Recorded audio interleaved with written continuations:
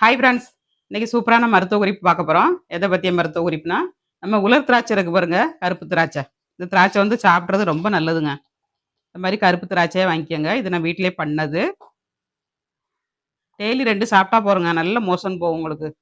பெரியவங்களுக்கும் சரி, சின்ன பிள்ளைகள் குழந்தைகளுக்கும் சரி, உலர் திராட்சை சாப்பிட்டா சரி, நல்ல மோஷன் போகும். இத நீங்க ஊற வச்சும் சாப்பிடலாம். நைட்ல ஊற போட்டு, காலையில எந்திச்சு, அதில இருக்க தண்ணியும் சாப்பிட்டு, நம்ம அந்த பழத்தையும் சாப்பிடணுங்க. சாப்பிட்டீங்கன்னா, நல்ல மோஷன் போகும். ரொம்ப நல்லது. நல்ல டைஜெஸ்ட் ஆகும். பித்தத்தெல்லாம் குறைக்குங்க. உலர் திராட்சையில வந்து அவ்வளோ மருத்துவ குணம் இருக்கு.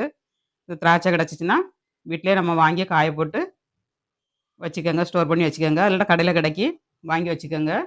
வாங்கி வச்சு இந்த உலர் திராட்சைய சாப்பிட்டு பாருங்கங்க. தண்ணீல நைட்லயே ஊற போட்டு நீங்க சாப்பிட்டீங்கன்னா, நல்லதுங்க. இதா இருக்கு பாருங்க. இந்த மாரி ஊற போட்டீங்கன்னா, நல்ல பொதிமிரும். பார்த்தீங்களா? இந்த மாரி பொதிமிரும். நம்ம இப்படியே பொதுமி நல்லா வடிகட்டி ஒரு 6 மாசத்துக்கு அப்புறம் உள்ள குழந்தைகளுக்குலாம் நம்ம குடுக்கலாம்.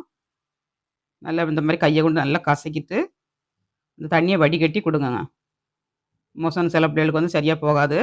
அந்த குழந்தைகளுக்கு வந்து இந்த மாரி உலர் திராட்சைய வந்து நம்ம நைட்ல ஊற போட்டு படுத்தோம்னா, காலையில எந்திரிச்ச உடனே நம்ம குடுத்தோம்னா நல்ல மோஷன் போகுங்க.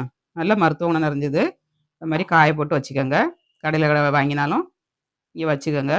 வச்சு ஸ்டோர் பண்ணி வச்சு, அப்பப்போ 2 எடுத்து கிச்சன்ல வேலை பார்த்துட்டு இருக்கும்போது சாப்பிடுங்கங்க. பெரியவங்கலேருந்து சின்னவங்க வரையும் சாப்பிடலாம்.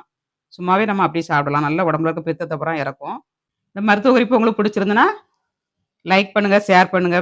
ஃப்ரெண்ட்ஸ் அண்ட் ஃபேமிலிக்கு ஷேர் பண்ணி விடுங்க. நாளைக்கு இன்னொரு மருத்துவ குறிப்போட பார்க்கலாம். பாய்.